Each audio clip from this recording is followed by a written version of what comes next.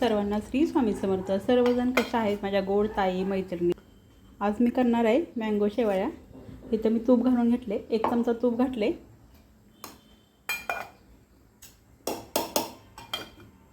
आणि ह्या मँगो शेवळ्या आहेत बरं का.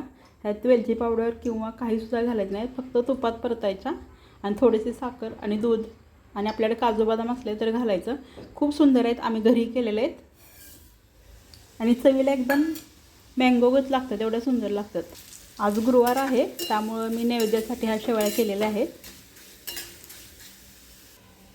शेवळ्याची खीर म्हटलं करावी, पण खूप छान लागतात. मला तर खूप आवडतात. मी तूप जास्त घातले कारण मला आवडतं म्हणून. मी थोडंसं काजू बदाम घातलेलं, नाही घातलं तरी चालतं आहे, पण छान लागतात. आता मी दूध घालून घेते.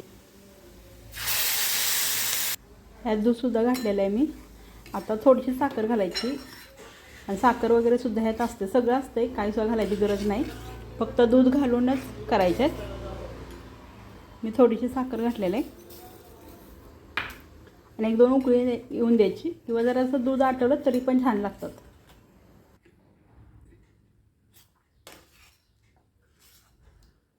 लाईक शेअर सबस्क्राईब करायला विसरू नका. सर्वांना श्री स्वामी समर्थ.